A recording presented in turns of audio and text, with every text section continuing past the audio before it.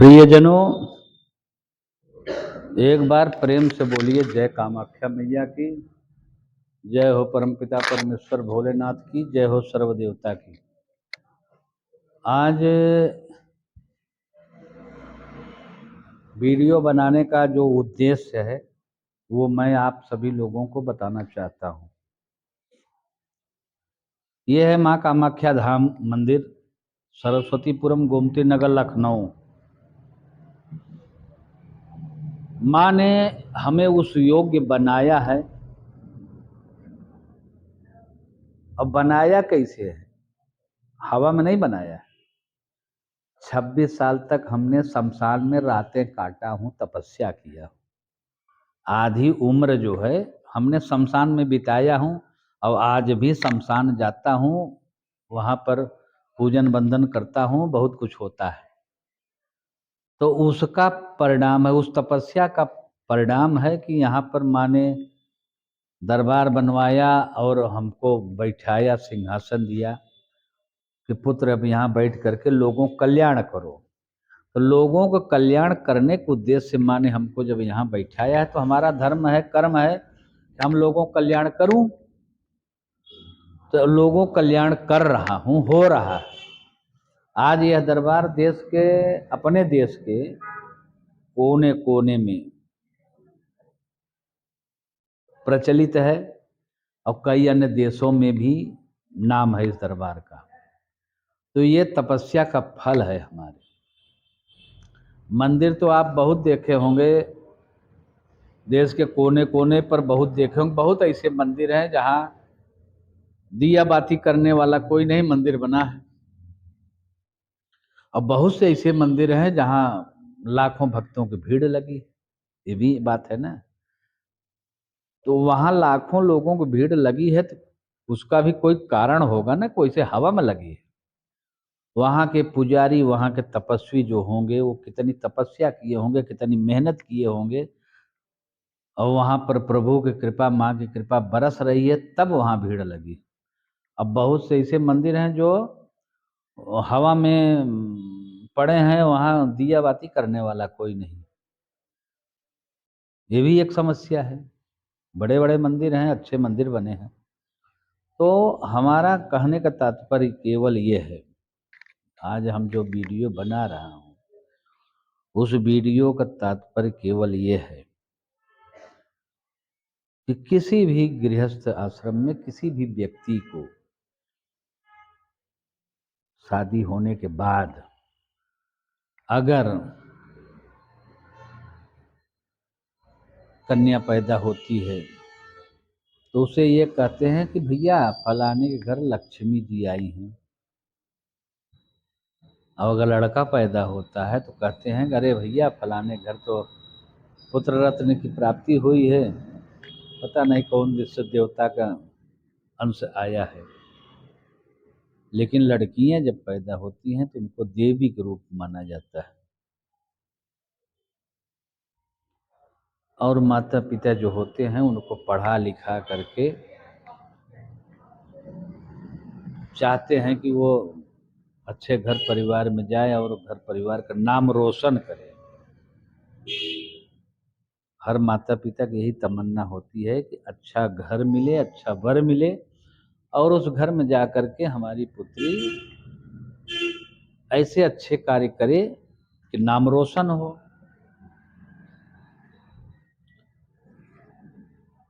लेकिन पढ़ाने लिखाने के बाद जब शादी विवाह होता है तो उस पुत्री का फर्ज है कि हम एक माता पिता को छोड़ करके दूसरे माता पिता के पास आए हैं। सोचिए कि अपना माता पिता का अपना घर छोड़ करके 30 किलोमीटर, 35 किलोमीटर, 100 किलोमीटर, 200 किलोमीटर दूर गए हैं और एक नए माता पिता का हमको साथ मिला, सहयोग मिला। तो जो माता पिता को हम छोड़ करके आए हैं उस माता पिता के, दूसरे माता पिता के शरण में आए हैं, तो हमको जो हमने उस माता पिता का अपने सेवा भाव किया है, उनको इज्जत दिया, सम्मान दिया, तो वही इज्जत सम्मान हम उस माता पिता को दें।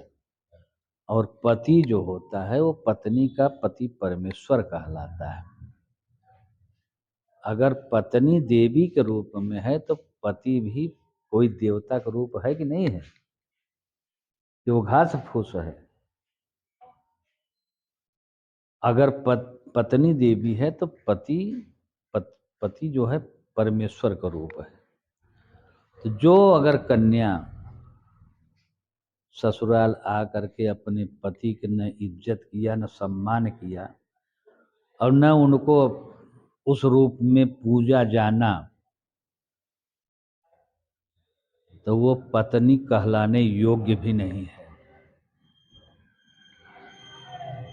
और दूसरी चीज, पति और पत्नी में जरा जरा से कोई ऊंच नीच हुआ, टुन्न पुन्न हुआ, और पत्नी अपनी माँ को फोन किया कि माँ आज इन्होंने ऐसा कहा, वैसा कहा, ये किया, वो किया, और उस माँ ने कहा कि बेटी, बिना सोचे समझे उस दुष्ट माँ ने कहा कि बेटी अपना झोली झक्कड़ उठा के लेके चली आओ, और बेटी चल दिया बिना सास ससुर के इजाजत से और बिना पति के इजाजत से। वो झोली उठा करके चल दिया। उस पत्नी के क्या इज्जत है, सास ससुर के नज़र में उस बहू की क्या इज्जत है, और उस पति के नज़र में क्या इज्जत है। जरा जरा सी बात में तुम फोन करो, वीडियो कॉलिंग करो, या मम्मी आज ये हो रहा घर में, ऐसा हुआ है, आज हम दाल रोटी खाए हैं, आज हम सब्जी रोटी खाए हैं, आज हम मालपुआ खाए हैं। हर बात का जरा जरा सी बात की रिपोर्ट मम्मी को देना, और वो मम्मी कहेगी बेटी चिंता न करो, तुम चली आओ मेरे पास, हमारे पास बहुत खजाना है, बहुत कुछ है, हम तुमको पाल लेंगे, पोस लेंगे। लेकिन कितना दिन तक पालोगी पोसोगी दुष्ट, इस चीज को तुमको समझना चाहिए ना। एक अपनी कन्या को घर उजाड़ करके तुमको क्या मिलेगा, कितना दिन तक पालोगी। अब तुम अमृत का घड़ा पी के नहीं आई हो कि तुम जन्म जन्मांतर तुम जीवन भर उसका सहयोग करोगे। कल तुम मर जाओगे तो तुम फिर क्या होगा, उसका उसका कौन सपोर्ट करेगा। आएगी घूम फिर करके पति के घर ना। तो जब पति के घर में इज्जत मर्यादा बना करके चलेगी तभी ना उसको सम्मान मिलेगा। तो हर कन्याओं का घर उजाड़ने का सबसे बड़ा रोल उसकी माँ होती है। और उस माँ का जो रोल होता है, सवेरे फोन करेगी, बिटिया उठे कि नहीं उठे, मम्मी अभी सो रहे हैं, अच्छा सो लो, जब उठना तब फोन करना। अब 8 बजे उठ करके उठी है सो करके, तब फिर वो फोन करेगी, मम्मी अब हम जा रहे हैं मंजन करने, नहाने धोने। ठीक है बिटिया, बहुत अच्छा काम कर रही हो। तो उसके बाद में 9 बजे तब तक सासू माँ जो हैं वो चाय पानी नाश्ता बना करके तैयार कर दी हैं, मम्मी अब हम नाश्ता करने जा रहे हैं। उसके बाद में फिर 11-12 बजे खाने के समय आया तो फिर फोन करेगी, मम्मी अब हम खाना खाने जा रहे हैं। अब मम्मी को नहीं मालूम है कि खाना बना कौन रहा, नाश्ता पानी कौन दे रहा, कौन बना रहा। वो उसका वीडियो नहीं दिखाएगी, न उसकी फोन करेगी, बताएगी, खाली अपने बारे में बताएगी अब हम नाश्ता करने जा रहे। अरे जो दुष्ट कन्या अपने घर की जरा जरा सी बात को अपने मायके में वीडियो कॉलिंग करे या फोन करे कि बतावे, तो वो घर को उजाड़ने में ज़्यादा समय नहीं लगता है। ज़्यादा समय नहीं लगता। अगर कन्याओं को देवी के रूप में माना गया है, पूजा गया है, तो उनका धर्म क्या है? उस धर्म को सिखाने के लिए उसकी माँ मर गई या बाप मर गया? ससुराल में जाए कोई कन्या तो उसको बहू का संस्कार देना चाहिए ना, कि उसको अपनी बिटिया का संस्कार दोगे। जरा जरा सी बात में तुम उस परिवार में टेंशन पैदा करोगे, आग लगाओगी, तो घर परिवार वो सुकून से जीवन जिएगा कि कैसे रहेगा? और जिस घर में लड़की पक्ष के घर वाले जरा जरा से बात में आगे आकर के कूदेंगे फांदेंगे, तो उस घर में कभी बरकत नहीं होगी। ये एक अघोरी बाबा का चैलेंज है। हम आज हैं, कल मर गए, हम नहीं रहेंगे। हम अमृत का घड़ा नहीं पी करके आया हूँ, लेकिन मैं इस बात को चैलेंज करके बताता हूँ कि वो घर को कोई नहीं बचा सकता है। अगर बर्बादी के लक्षण चाहते हो अपना, तो उस घर को सुधारने के लिए तुमको राजशाही नहीं, एक बहू बन करके घर का जो संस्कार होता है, बहुओं के संस्कार के बारे में सीखो, पढ़ो, ज्ञान अर्जित करो। उसके बाद में बहू के संस्कार का सिस्टम को संचालित करो, तब वो घर स्वर्ग के समान होगा। अब तुम अगर चाहो, सोचो कि हम सर्वे सर्वा हैं और हम जो चाहेंगे, जैसा चाहेंगे, जैसा हमारी मम्मी चाहेगी, जैसा हमारे पापा चाहेंगे वैसा होगा, तो वैसा कितने दिन तक होगा? हमको बता दो, कितने दिन तक होगा? जब तक माता पिता जिंदा हैं तभी तक होगा ना। उसके बाद तुम्हारी क्या गति होगी, इसके बारे में कभी सोचे? जिस दिन माता पिता मर के अमृत का घड़ा नहीं पी करके आए हैं, उस दिन मरना है उनको। और जिस दिन मर गए उसके बाद तो तेरी क्या गति होगी वो सोचो। माता पिता पढ़ा लिखा करके लड़की को, लड़के को एक ऊंचा स्थान पर पहुंचाते हैं। जब तुम समझदार हो गए हो, जिम्मेदार हो गए, उस जिम्मेदारी को समझो। अब तुम पढ़ लिख करके तुम सोचो कि हम अपना तोन हो गए हैं, सर्वे सर्वा हो गए हैं, तो बाकी लोग का हुआ घास छील रहे हैं क्या? बाकी लोग किसी योग्य नहीं है, खाली तुम ही अपने सर्वे सर्वा हो। अगर घर गृहस्थी को सकुशल चलाना है और संभालना है, अपने जीवन को आगे बढ़ाना है, तो जैसे तुम्हारे माता पिता मायके में हैं, वैसे सास ससुर ससुराल में हैं। उनमें उनमें कोई अंतर नहीं, एक पैसे का अंतर नहीं है। अगर तुमने अंतर समझ लिया तो तुम्हारी जिंदगी चौपट है। ये हमारा वचन है। कोई भी कन्या हो, पूरे विश्व की कोई भी कन्या हो, ये मेरा वचन है, एक अघोरी तपस्वी का वचन है कि तुम्हारा जीवन चौपट है। अगर अपने जीवन को सुधारना चाहते हो, तो जैसे अपने माता पिता को समझे हो, उसी तरह अपने सास ससुर को समझना पड़ेगा।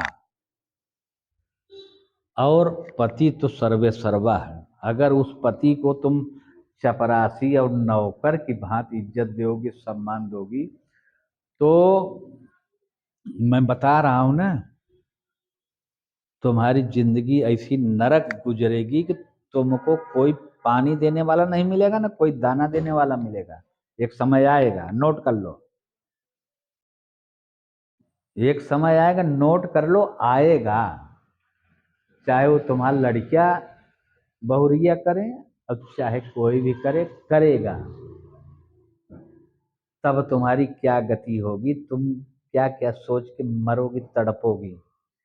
इसलिए अपने उस जीवन को सुधारने के लिए इस जीवन में अच्छा सिस्टम से चलना पड़ेगा। आज माता पिता के बल पर तुम अगर कूदो फांदो तो कितने दिन तक कूदो फांदोगे? तुम्हारे माता पिता युग युगांतर तक रहेंगे? अमृत पी करके आए हैं क्या? अरे 10 साल, 15 साल, 20 साल, 25 साल, 30 साल, उसके बाद तुम्हारा का गति हुई? जिस पति को तुमने दर्द दिया है वो पति तुमको तुम्हारी क्या इज्जत करेगा? तुमको नरक भोगना पड़ेगा और नरक भोगने के लिए तैयार रहो।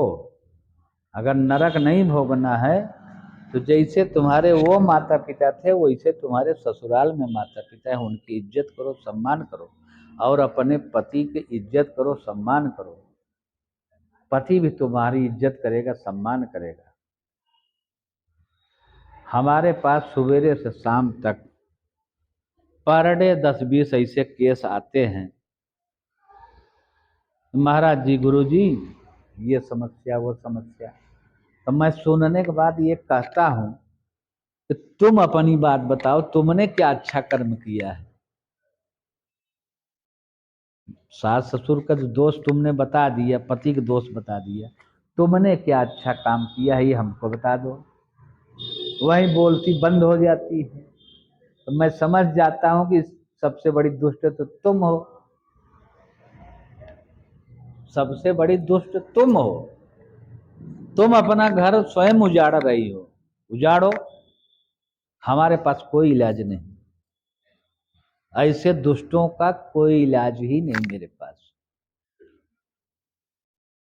अगर तुम सच्चे हो और सच्चे होने के बाद तुमको कोई दर्द दे रहा है, कोई तकलीफ दे रहा है, तो ये है, तुम्हारे तकलीफ को, तुम्हारे दर्द को ये अवश्य दूर करेंगे, हमको पूरा भरोसा है। अब जब तुम खुद ही गलत हो तो ये भी नहीं सहयोग करेंगे, ये भी नहीं सहयोग करेंगे।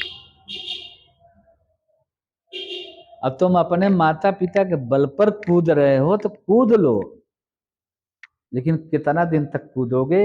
एक समय आएगा तुम्हारी कूदना फांदना सब एकदम ठंडा हो जाएगा, और जब ठंडा हो जाएगा तो तुम्हारी क्या गति होगी ना, मैं अपने मुख से नहीं कर सकता।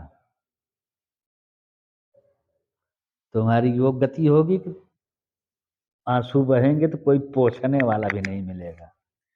इसलिए होश में रहो, होश में रहो। जिस घर में आए हो उस घर की इज्जत मर्यादा को बना करके चलो, अपना सहयोग करो। सास ससुर हो तो मम्मी पापा से सहयोग लो। सहयोग, मम्मी हमको ये कार्य करना है, कैसे करूं? पापा हमको ये काम होना है, कैसे करूं? जब विचार विमर्श करोगे तब काम अच्छा होगा।